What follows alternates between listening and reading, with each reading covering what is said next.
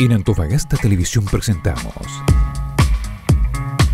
Radar Podcast, con la conducción del doctor en Ciencias Políticas, Cristian Zamorano.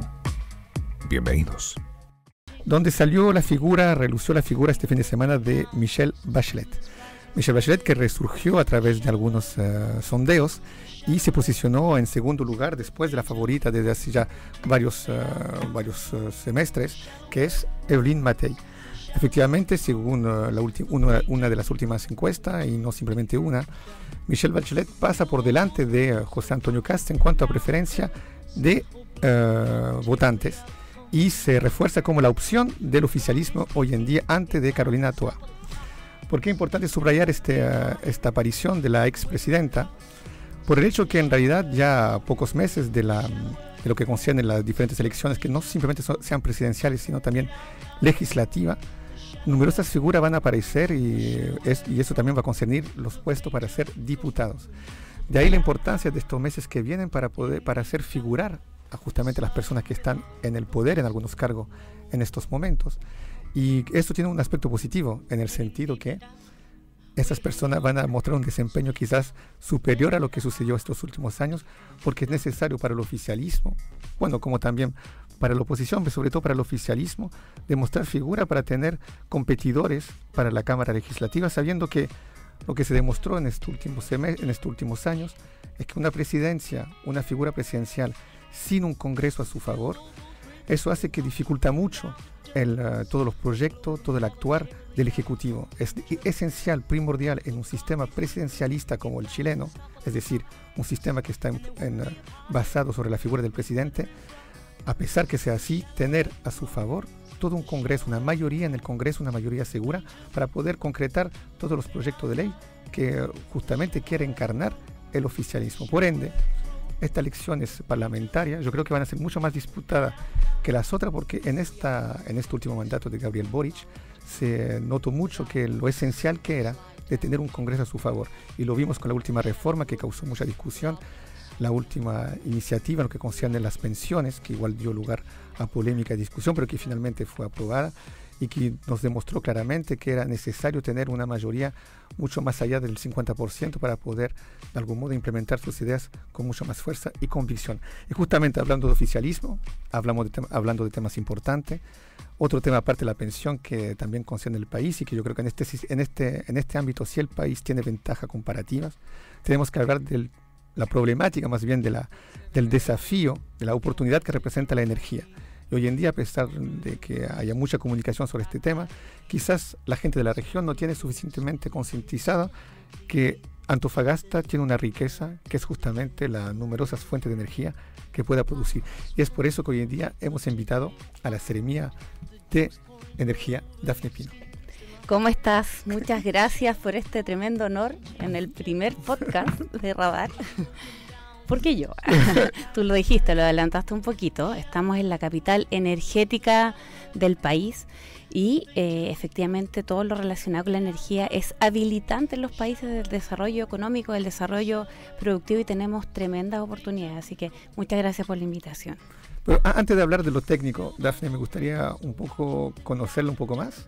Ya que igual como figura política, yo estando ya en este ruedo ya hace bastante rato ya, criticando, analizando, yo no la tenía en el radar, se lo dije, inclusive te lo indiqué por WhatsApp.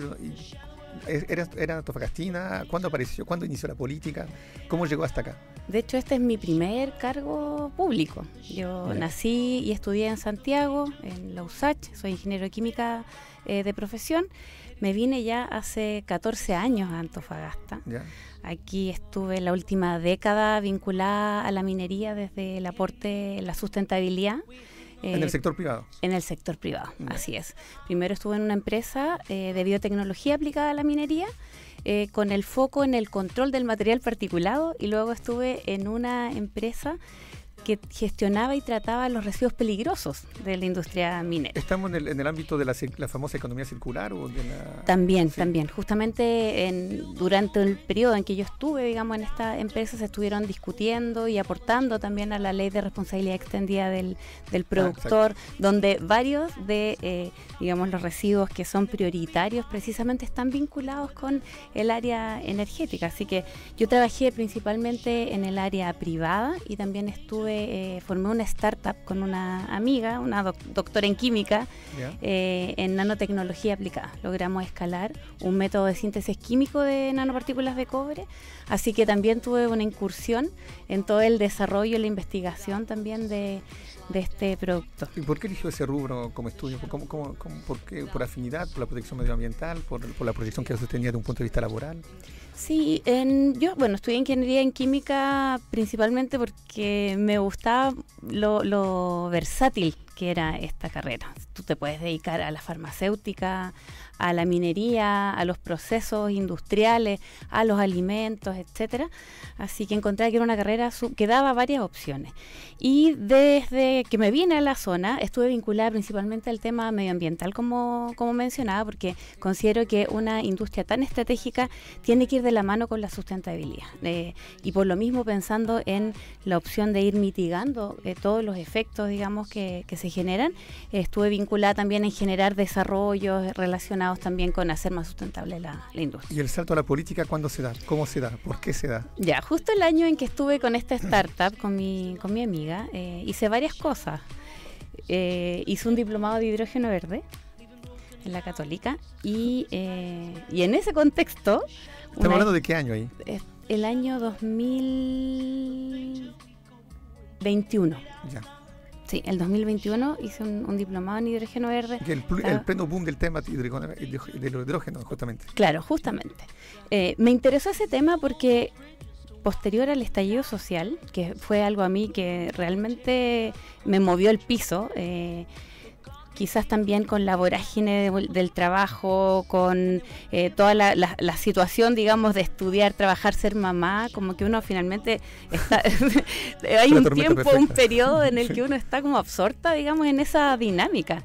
Entonces, cuando fue el estallido social, yo creo que eso a mí me movió el piso, y también con la disposición de poder apoyar desde mi experiencia, desde mis competencias, desde mi voluntad también de trabajar por un Chile más justo. Entonces, cuando hice el diplomado, justo también firmé por Gabriel Boric.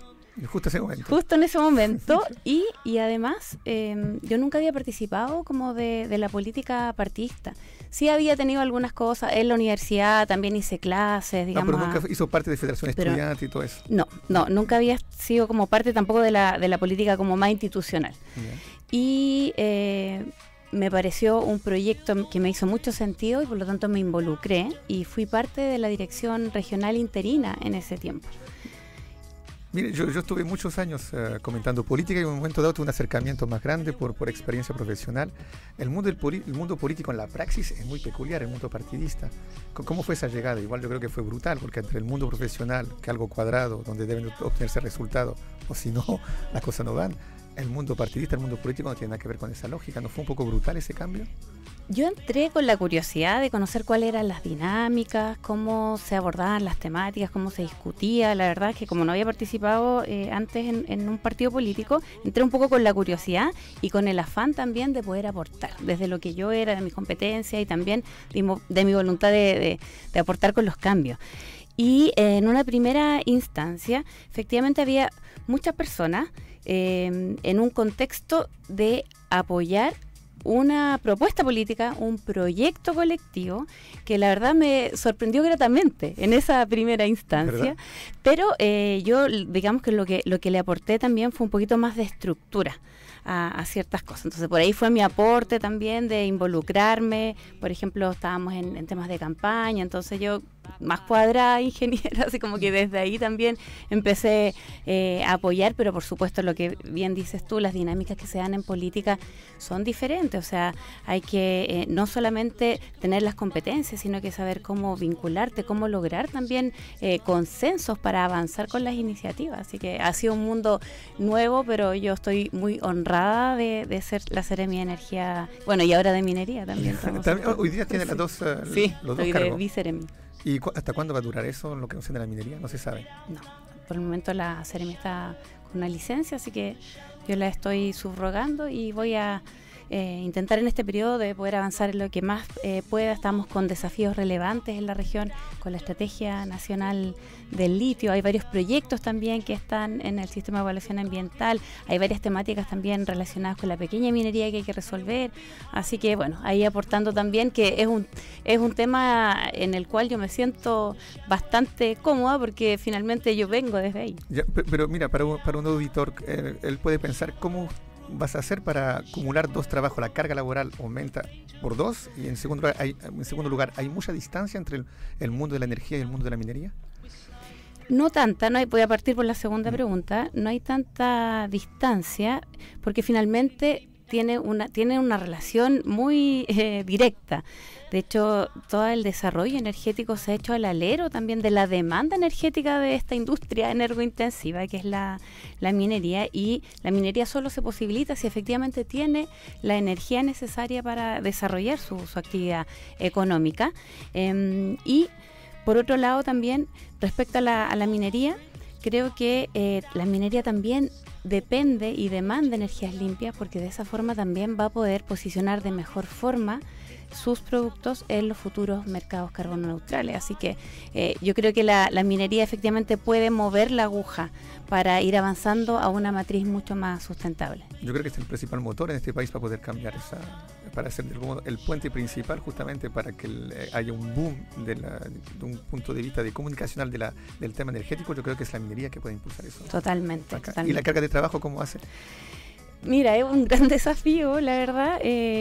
Por supuesto, uno no se puede dividir, pero yo creo que uno de los temas relevantes también es hacer lo más eficientemente posible el trabajo, enfocarse en el 80-20, digamos, en los temas que son gravitantes, poder tener buenas reuniones de coordinación y de priorización de los temas para avanzar efectivamente en lo que más se requiera.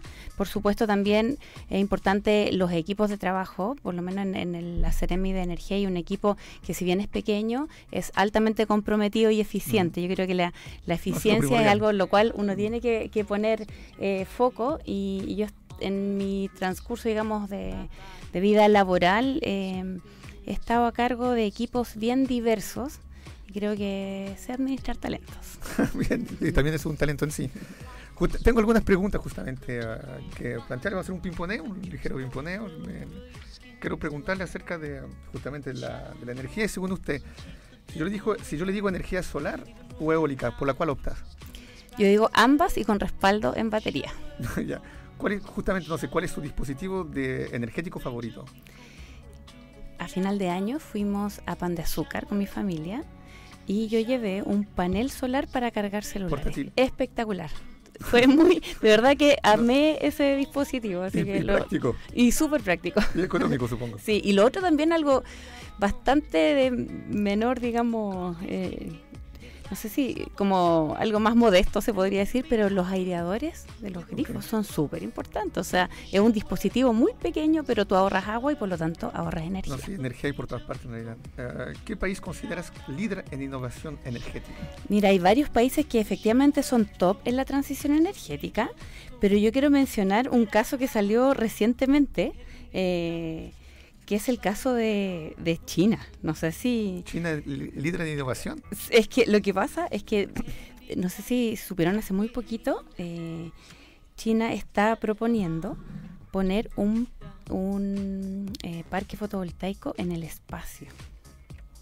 Bueno, más cerca del sol en realidad. Más cerca del sol, y donde efectivamente el proyecto considera paneles solares de 1 kilómetro de ancho flotando a 36.000 kilómetros sobre la Tierra. Y ahí precisamente la luz solar es 10 veces más intensa que en la superficie.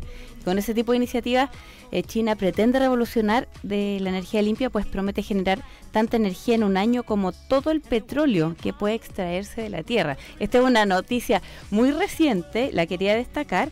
Hay varios otros países, Suecia, Noruega, Dinamarca, Suiza, que son líderes también en innovación, pero creo que este proyecto a mí de verdad me voló la cabeza. No, voy a retomar esa respuesta para seguir después de la pausa y justamente seguir hablando acerca de esa respuesta en el contexto internacional donde vimos la victoria de Donald Trump en Estados Unidos, que no sé si están amigos con los chinos. Vamos a la pausa. Hacemos una breve pausa y ya retornamos con más Radar Podcast. Es complejo la llegada de Donald Trump al poder, porque efectivamente políticamente él no cree en el cambio climático, no cree, digamos, que estamos en una crisis climática, lo que está ampliamente demostrado. Y por lo tanto, su manera, digamos, de plantear los temas van en el sentido contrario. De hecho, van a generar más petróleo, más gas, etcétera. Pero, según usted, ¿cuál es el mayor mito sobre la energía renovable justamente? La otra vez, fíjate que estábamos en María Elena y según las personas de María Elena decían que hacía más calor.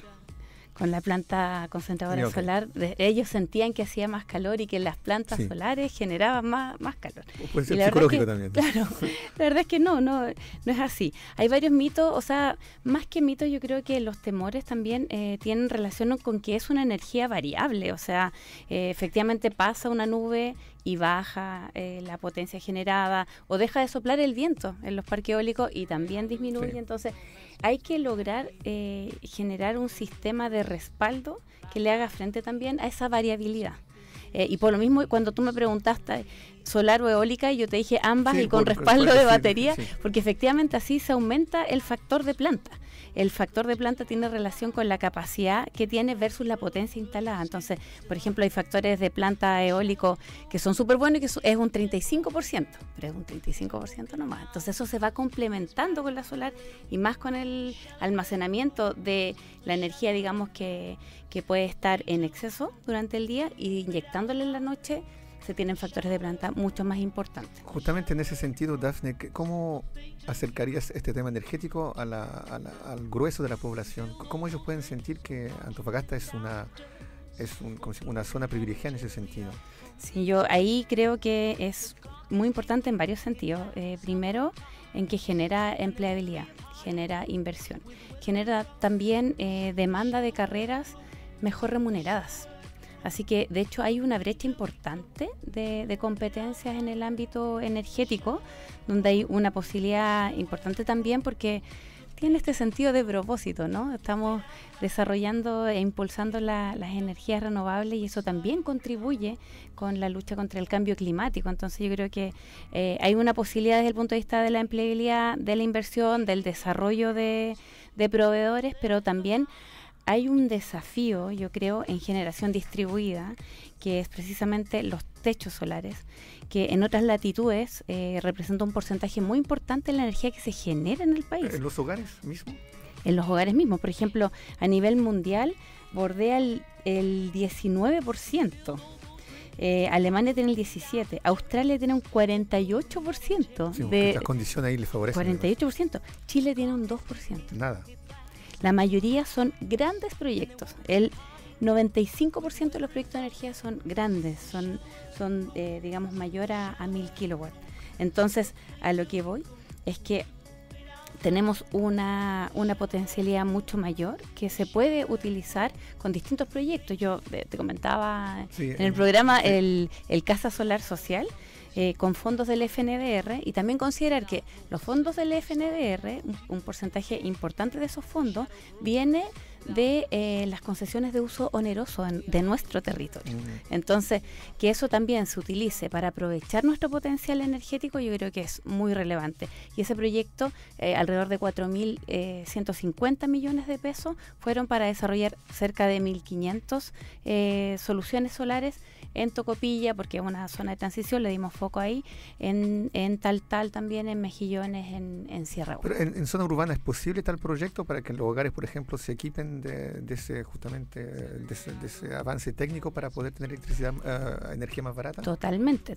O sea, hay un espacio muy grande de poder ser pro consumidores, es como que producen y consumen. Y en ese sentido, tú tienes un medidor inteligente que cuando tú estás inyectando energía al sistema, gira, digamos, hacia el otro lado. Por lo tanto, después tú tienes a fin de mes un descuento por energía y pagas y bajas tu tarifa. ¿Y eso sería consecuente como baja como decir, sería una energía muy barata comparado a lo que se paga ahora? Sí, o sea, se paga la inversión de todas maneras, pero yo creo que a las personas más vulnerables, de todas maneras hay que generar puede haber una subvención. Sí. Okay. Y justamente hablando de energía renovable y tocaste el tema de la contaminación y todo aquello. Igual, por ejemplo, uno en Europa escucho mucho hablar de la huella carbón, que acá para un chileno común y corriente no significa estrictamente nada, porque se habla mucho de los viajes en avión, que no hay que viajar mucho porque se contamina mucho. Ese tema de la contaminación, del cambio climático, no es un tema que tiene mucho... como si no tiene mucho éxito acá, ¿no? Y tampoco despierta mucho interés, si somos sinceros, no creo que esté extrapolando diciendo aquello. Y por ende, imponer más impuestos, ya que no está muy de moda aquello, todo lo que concierne la contaminación a base de carbón, ¿te parece algo plausible? ¿Te parece una buena iniciativa? ¿O te parece que es un tema que necesita ser planteado antes de poder aplicar algo acerca de aquello? Sí, tiene sus pros y sus contras. O sea, de hecho, los argumentos a favor sobre las emisiones a carbono, primero, el incentivo para reducir las emisiones. O sea, efectivamente un impuesto sobre el carbono crea un costo directo para las empresas, que no, en general, no está relacionado, digamos, en su estado de resultado, pero acá sí, se vincula directamente en un costo directo para la empresa. Se internaliza ese costo, que es un costo externo, porque las emisiones de carbono generan costos sociales, generan costos ambientales, como el cambio climático, la contaminación del aire, problemas de salud pública. Y un impuesto sobre el carbono ayuda a internalizar esos costos, haciendo que quienes contaminen, por supuesto, paguen por el daño que causa. Genera ingresos, por otro lado, también. Se promueve la innovación. Se cumplen también los objetivos climáticos. Entonces, ahí tiene varios pros. Eso es lo positivo. Tiene lo positivo. Y de hecho, quiero comentar que efectivamente nosotros, uno de los pilares del subsidio eléctrico es precisamente los impuestos al carbono. O sea, y eso ya fue aprobado, y es la creación de una sobretasa transitoria de $5 por tonelada al impuesto a las emisiones de CO2. Esta medida va a aplicar durante el año 2024, 25 y 26 a todas las centrales que están conectadas al sistema eléctrico nacional que emitan más de 25.000 toneladas anuales de CO2 y se van a recaudar cerca de 70 millones anuales. Entonces, al final, 70 millones de dólares. Sí. Va a ser ya, ahora, ¿cuáles son los peros? Sí. ¿Cuáles son los peros? Porque, claro, efectivamente esto se ve súper positivo, pero hay un impacto económico respecto. Entonces, dicen que efectivamente los impuestos sobre el carbono pueden aumentar los costos para las empresas y los consumidores, lo que podría afectar negativamente la economía y también la regresividad, finalmente, que eso también lo paguen finalmente las personas. Lo que yo quiero llegar. La última vez, igual cuando te invité al programa de Radar en la televisión, hablamos del tema y muchas veces uno se sorprende que habla tanto de Donald Trump. No es que tenga una fascinación por Donald Trump, pero yo creo que en todo caso la energía a lo largo de la historia, si uno lo mira con distancia, es fundamental. Estratégico. La historia universal está ligada con la historia de la energía. Y justamente ya que hablaste de los diferentes impuestos que se pueden poner y que muchos discuten, Donald Trump cuando llegó al poder, él no cree en el cambio climático, como tú bien lo subrayaste, y eso que muchos científicos le están diciendo, sí, hay un cambio climático. Bueno, hay otros que dicen que no está ligado con la actividad industrial humana, y todo, claro. Sí, y todo aquello. Pero igual hay todo un tema que se planteó y eso va de la mano con aquello, todas las medidas que indicaste sobre la transición energética. Y me gustaría que, y lo siento de abusar, que vuelvas a explicar lo que es, porque yo creo que acá en Chile no se tiene claro lo que es la transición democrática, sabiendo que nosotros estamos sentados sobre la caja fuerte, donde están todos los elementos para justamente lograr una transición energética. Si podría explicar el concepto. Bueno, nosotros para poder generar la energía, hace 13 años atrás acá en nuestra región, el 100% de la energía que se generaba era en base a combustibles fósiles con termoeléctrica. Ha pasado todo un poquito más de una década y ya el 57% de nuestra capacidad instalada son energías limpias, que no emiten dióxido de carbono al ambiente, no emiten gases de efecto invernadero. Entonces, por un lado, uno de los focos principales está en la generación de energía, que sea generación limpia, que no genere este impacto. Considerar que en Chile al menos el 77% de las emisiones de gases de efecto invernadero es debido a la energía. Es debido a la energía. Hay un porcentaje del transporte, otro porcentaje de la electricidad, pero es el lugar y la industria donde hay que poner foco, porque es donde ahí está el 80-20, digamos, donde hay que mitigar, ¿ya? Entonces, en ese sentido, no solamente respecto a las emisiones, también tú mencionaste que estamos aquí en la capital energética y minera, y nuestros minerales son fundamentales para la transición energética a nivel mundial. Sí. Los vehículos eléctricos tienen entre 2 y 5 veces más cobre. Sí. Necesitan almacenar la energía en baterías de litio.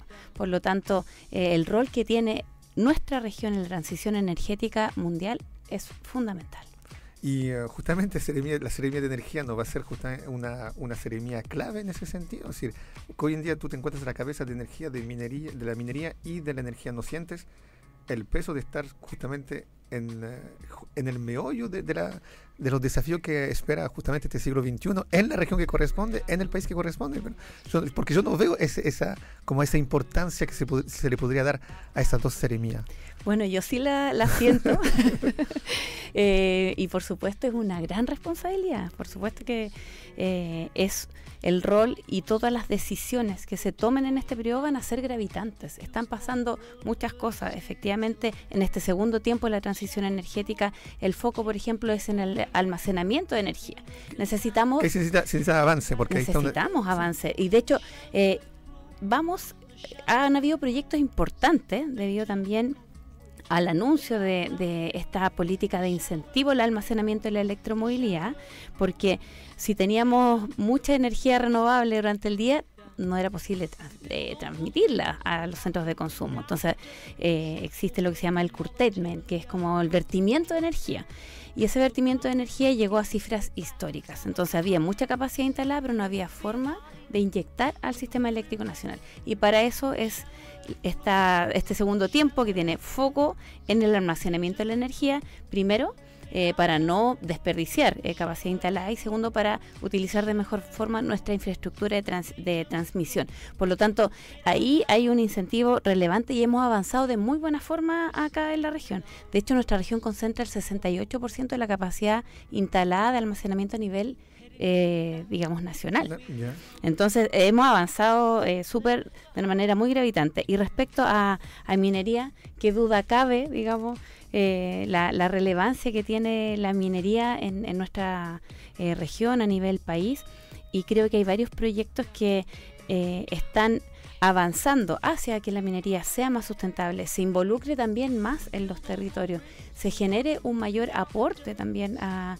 las sociedades. Creo que eso es importante, como de poder establecer este pacto también, donde las mesas, por ejemplo, público-privadas, pueden ser una fórmula muy exitosa y mucho más ágil para desarrollar proyectos que impacten en la ciudadanía. ¿Qué viste como avance?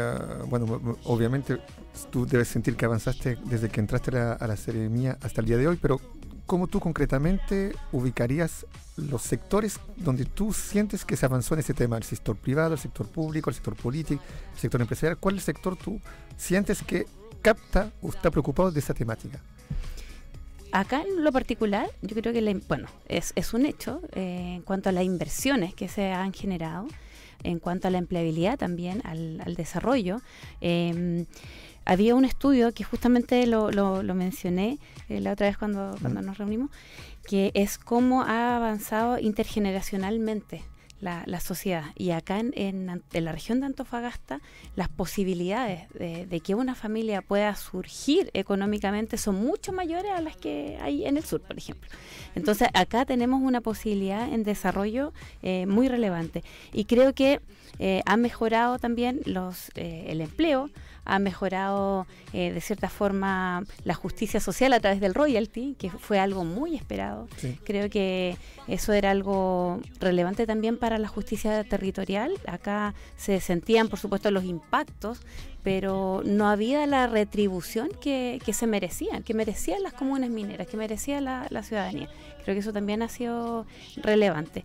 Y otros aspectos también relacionados, por ejemplo, con resolver temas complejos que son, por ejemplo, la vulnerabilidad energética, la falta de servicios básicos en localidades aisladas. Ha sido un mandato presidencial el que eso no puede ocurrir. O sea, estamos en una región que tiene muchas riquezas. No puede ser que los pueblos altoandinos o de Atacama la Grande no tengan luz, no tengan agua. Entonces, hemos dispuesto de toda nuestra voluntad, nuestros ímpetu también en poder resolver eso. Y no hay una fórmula única para resolver la vulnerabilidad energética, porque por un lado tú puedes tener soluciones particulares, otras propiedades conjuntas, mesas público-privadas, y porque efectivamente el Estado no tiene competencias para ese tipo de proyectos, para generar energía. Eso está 100% en manos de privados, de industria privada. Así que tenemos que encontrar así la fórmula para ir resolviendo en cada caso, pero lo hemos logrado. De hecho, en Quillagua era un anhelo de generaciones el tener energía 24/7 y lo logramos en este periodo. Yo suscribo lo que indica sobre el mundo profesional, que está muy concernido con este tema, el mundo empresarial, y por eso no veo otra alternativa que colocar a alguien en la seremía, y yo pienso que debe pasar lo mismo en la seremía de medio ambiente, alguien de técnico más que político. No digas que seas más técnica política, pero a recordar tu trayectoria, igual aparece claramente una trayectoria técnica, que justamente para relacionar esto con la contingencia, ya que te mencioné esta mañana en el Mercurio, acerca de las elecciones, los eventuales candidatos a parlamentaria. ¿No has sentido un cambio de mirada hacia tu trabajo por parte justamente de las otras autoridades políticas? ¿No te has sentido más valorada? ¿No has tenido más eco de tus intervenciones? ¿El tema de la energía no ha agarrado más vuelo a ojos de otros? Esa es mi pregunta.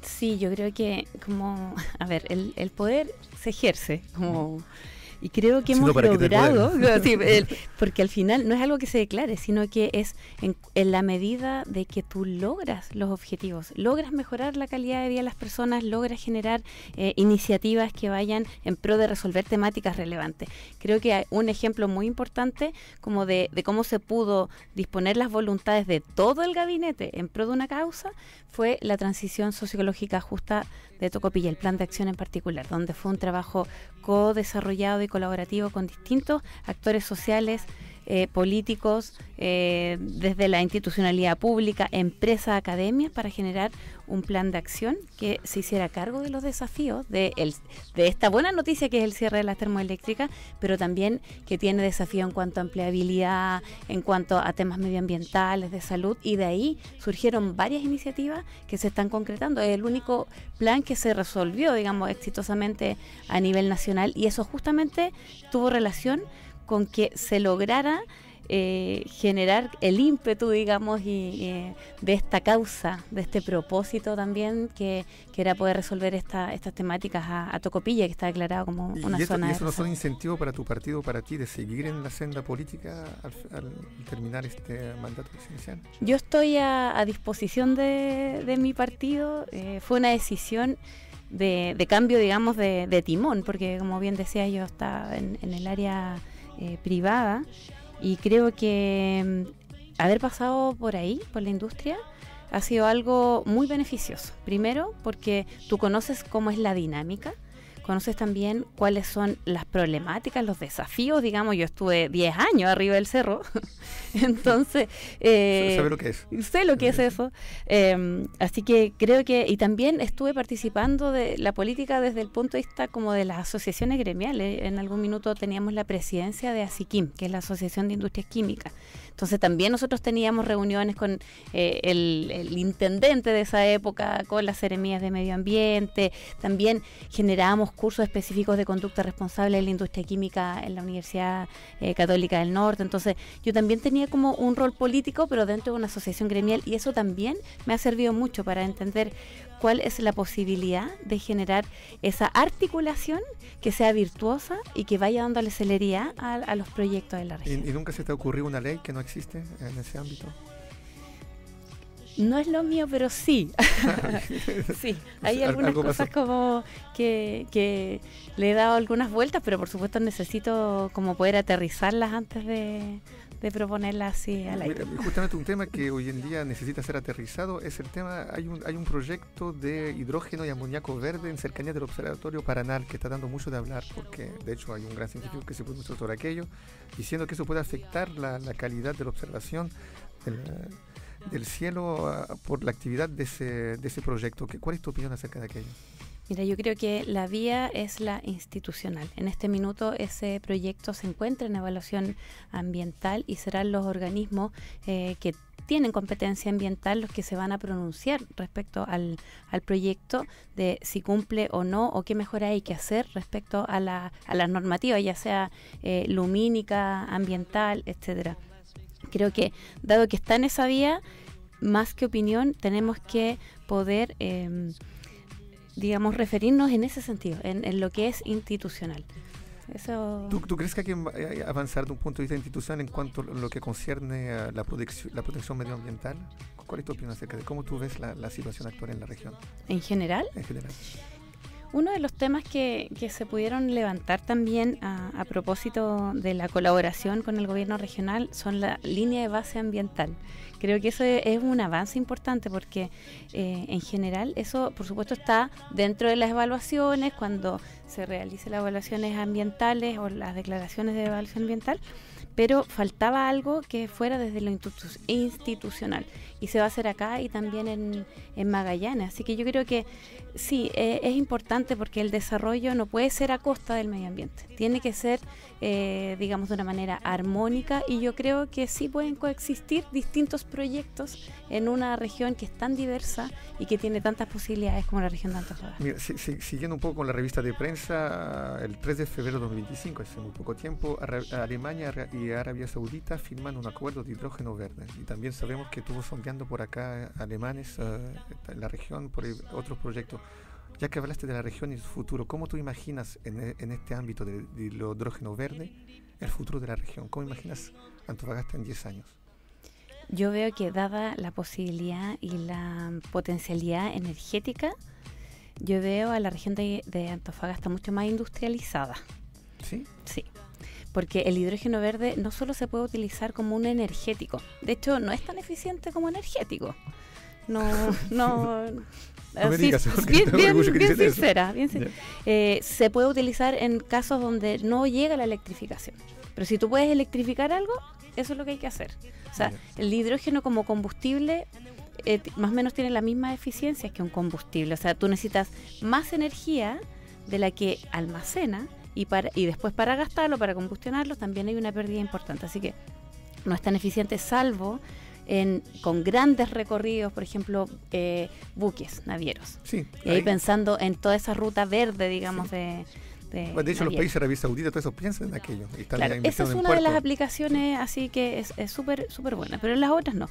Pero el hidrógeno también es la base del amoníaco, es la base del dimetiléter, y con el amoníaco tú puedes producir fertilizantes, puedes producir explosivos, combustibles alternativos. Entonces creo que, y también eso se utiliza como insumo, por ejemplo, en las acereras. Yo estuve en Alemania en septiembre del año pasado y en ese viaje conocimos una de las acereras más importantes de Alemania. Alemania va a necesitar una cantidad importante de hidrógeno verde y solo va a poder producir un tercio de la que necesita. Por lo tanto, están buscando de dónde... Hay una política de Estado, tiene una inversión. Hay una política de Estado y de hecho hecho ya se estaban haciendo las obras para transformar La Serera a hidrógeno verde. Y dentro de las cereras también tiene un rol el hidrógeno porque reduce el hierro. Entonces se ocupa como un agente reductor en la industria y tiene un alto consumo. Entonces del hierro, hidrógeno a cero. Sí. Entonces van a tener que importar mucho hidrógeno verde, ¿no? Por supuesto. Entonces yo veo que acá hay disponibilidad de energías, hay disponibilidad de hidrógeno, tenemos también la potencialidad del corredor bioceánico posteriormente, así que creo que tenemos opciones de pasar a ser una región más industrializada, aprovechando todas las bondades que tiene, digamos, y las potencialidades de Antofagasta. Y en ese sentido la seremía de energía se va a transformar en la seremía principal en el futuro, ¿no? Es que es estratégico, de todas maneras. O sea, yo creo que igual esto está en manos de privado, pero uno tiene que ir generando todos los incentivos desde el Estado para que esto se pueda desarrollar de la mejor forma y que todo ese desarrollo le impacte de buena manera a la ciudadanía. Bueno, ahí tocaste el ejemplo de Alemania, pero Alemania es siempre un país aparte en ese sentido, pero siempre ha sido muy preocupado del asunto energético. Ellos declaraban que la energía nuclear la iban a parar de aquí a 2030, 2025, 2030. Bueno, ahora lo están viendo que no es tan posible tampoco, pero el asunto es que yo veo que en el caso de Chile el sector privado está más adelantado sobre ese tema que el sector público. En cambio, en Alemania existe esa sinergia entre esos dos sectores y el sector público empuja justamente a estar a la par del sector privado en el ámbito energético. Sí, yo creo que ahí la mirada común que se tiene es distinta. O sea, de hecho, todo se planifica así, incluso, por ejemplo, la formación de profesionales. Nosotros tenemos la idea de poder implementar un piloto de educación dual. Y allá la educación dual es clave. Es que a partir, por ejemplo, de segundo, tercero medio, cuarto medio, se hace una parte en el colegio y otra parte ya en la industria. Se trabaja, pero como aprendiz primero, en la industria, y ya se recibe una remuneración. De hecho, esa es la gracia también de la educación dual, sobre todo para las familias, digamos, de más bajos recursos. Pero la educación dual, la educación técnica, es muy prestigiosa en Alemania. De hecho, por ejemplo, una persona que viene de una educación técnica tiene las mismas posibilidades de ser el gerente general de la empresa que una persona que sea universitaria. No existe esa diferenciación no acá como que es profesional o técnico. Como claro, elitista y todo, no, allá no. Y de hecho, todos los profesionales que se van a necesitar son esos los que se reclutan. Entonces, eso está totalmente alineado con una estrategia país mucho más robusta. O sea, creo que eso también es un ejemplo que por supuesto hay que tener en cuanto a planificación, a estrategia, digamos, más profunda. Mira, me gustaría seguir hablando de ese tema de la valorización del trabajo técnico comparado al trabajo profesional, porque yo creo que ahí existe en Chile una dicotomía absolutamente social más que real, porque en Alemania, empezando hay una tradición de la valorización del trabajo técnico, del trabajo artesanal también, el manual, como también en otros países como Francia. Pero para terminar, te invitaré otra vez para seguir sobre ese tema, pero para concluir sobre este tema de lo hidrógeno verde, sobre la energía, sobre el rol de Antofagasta, le dejo un minuto para poder concluir esta primera entrevista y te agradezco por haber aceptado mi invitación. Yo te agradezco también, te agradezco la oportunidad de estar acá, de conversar del quehacer también de esta cartera tan relevante de energía y también ahora de minería. Creo que las posibilidades que tenemos como región son muy auspiciosas.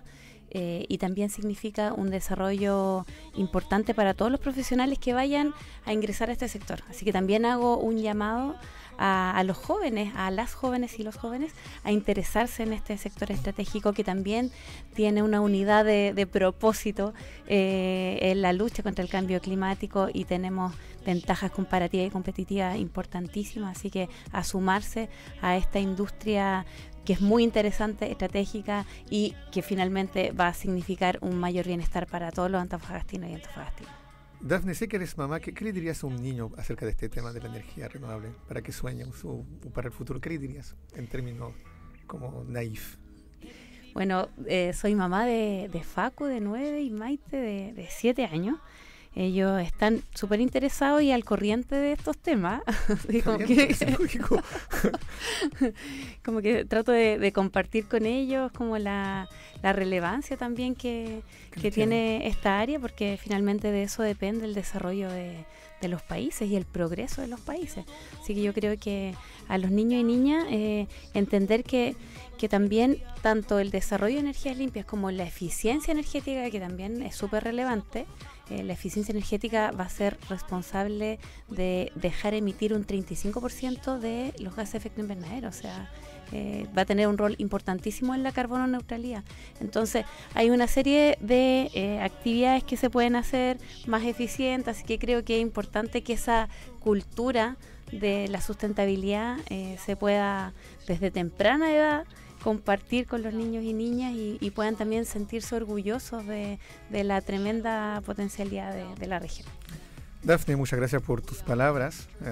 Bueno, me despido yo también, concluyendo que yo creo que es necesario, y también esto yo creo que sugeriría una política por parte del gobierno regional, sino estatal, acerca de un aspecto didáctico escolar, como de aprendizaje de lo que significa la transición energética y todo el tema energético, sabiendo que realmente yo creo que estamos en una región que no puede tener más ventaja comparativa que esta. No creo que tenga comparación en el mundo.